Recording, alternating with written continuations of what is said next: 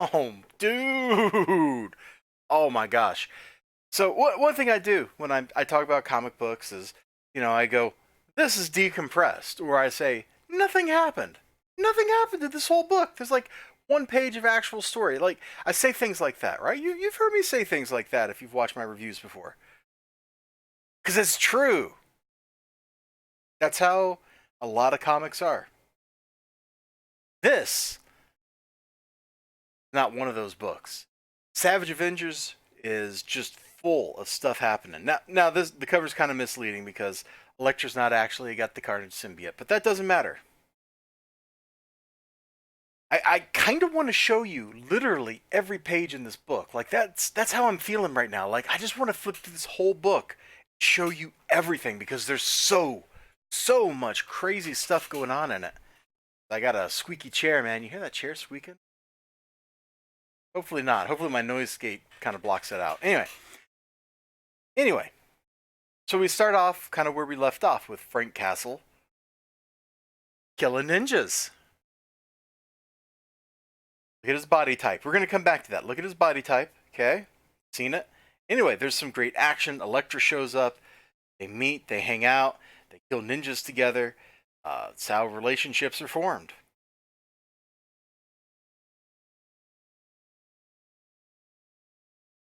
The evil wizard dude is totally torturing Wolverine, getting blood.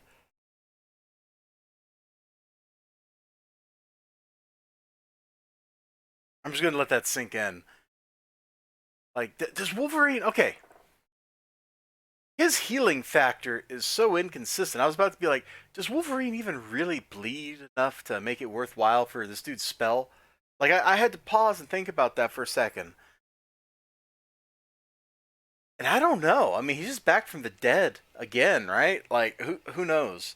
Like, I remember, was it Fatal Attractions when he got all the adamantium ripped out of him?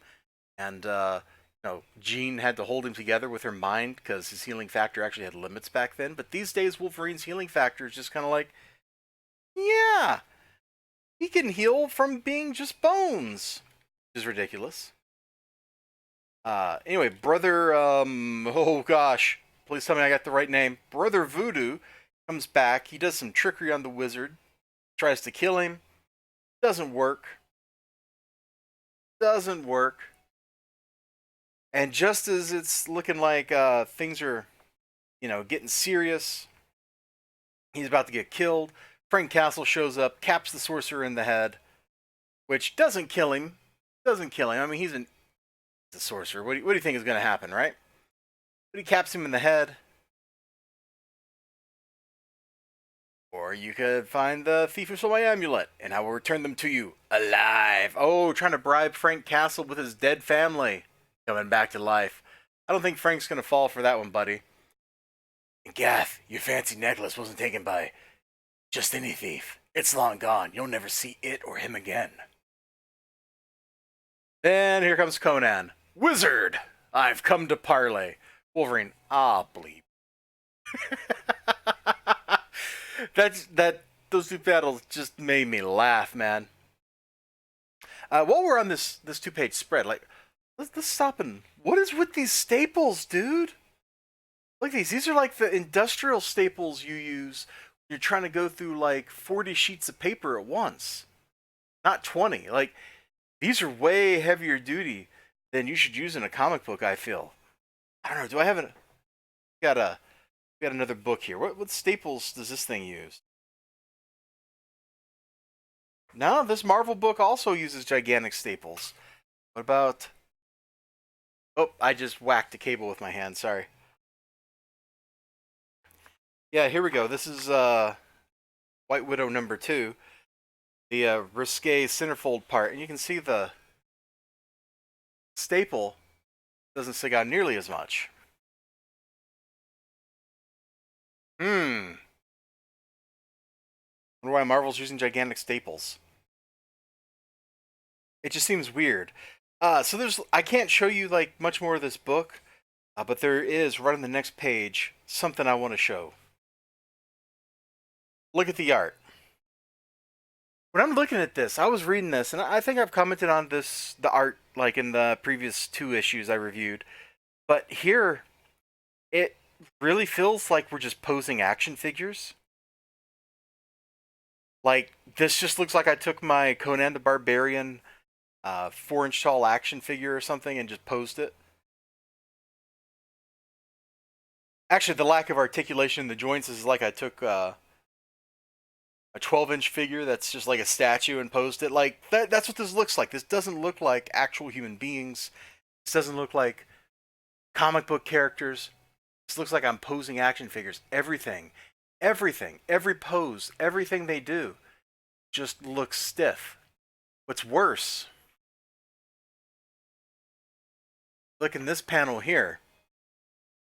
Everybody, except Elektra, has the same body type. Conan, Wolverine, Brother Voodoo, Punisher. They've all got exactly the same body type. We can flip back to the first page where Frank is machine gunning ninjas.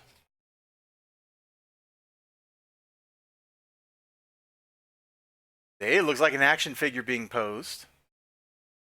Look at the definition on the chest, the shoulder width. Definition on the chest, the shoulder width. It's the same model. It's the same freaking poser model, dude. Like, dude is just painting over top of 3D models, and he's not even doing a good job of it.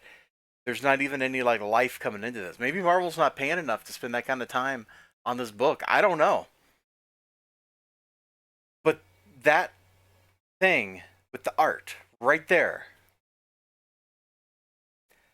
it absolutely wrecks the art. And it really hurts the book. This book, with this cast of characters, Wolverine, who everybody loves, you got the Punisher, who everybody loves, you've got Conan, who a lot of people love. They'd love you more if Conan comics were more popular. But, you know, after Conan went into the wilderness of Dark Horse back in the 90s, he's never quite recovered. But you got these three, like, towering powerhouse characters who can carry books on their own and have done so for years and years. Wolverine has carried how many books on his shoulders? A lot. A lot of books over the years. You're telling me that you can't afford a better artist to make what really feels kind of like your flagship product look better? There's no reason this art should look like this. I mean, let's just pick, I don't know, what's a good book? Here. This is a book I'm pretty sure sells less. Justice League Odyssey. The artist in here is not even the best artist that's worked on this book.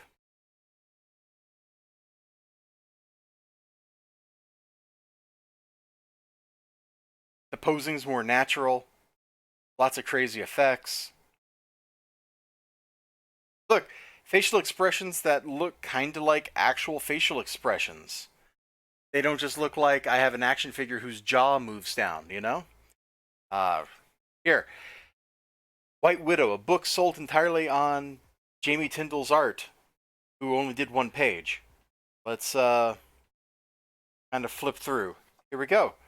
A way more dynamically posed page, more interesting, more visually interesting, more fluid, more everything than what's going on in this book, which sells way more. I don't know why Marvel has chosen the choices they made. I don't know why the artist. Let's go look up the artist's name here. Marvel, where do you put artists' names anymore? See, this stuff should be very easy to find. You should be able to just flip the book open, and it's on the first page. If I flipped the book open and actually went to the third page, that's probably why. Here we go. Mike Deodato Jr. Why he chose to do what he did, I don't know. I imagine it's for the sake of speed, because he's not getting a big enough page rate to really care. Maybe I'm wrong, but based on the evidence I have, that is the only conclusion that I can draw. You all have a great day. The writing and action and what's going on in Savage Avengers, this book is just packed full of stuff. You don't get to catch your breath, and it's a refreshing change of pace because of that.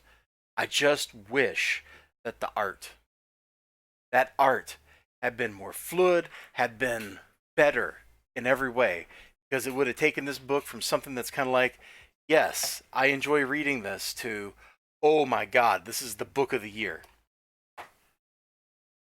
This is a story, those heroes fighting an ancient sorcerer in the Savage Land. Come on, that has the potential to just be turned. You just go ahead, do it. Just turn this into a movie. Be like, hey, Hugh Jackman, you want to play Wolverine one more time? You'd make $1 billion. You'd make $1 billion so easy. Like I said though, bye bye. You all take care of yourselves. I'll see you next time. Until then, I already said bye bye. So bye bye.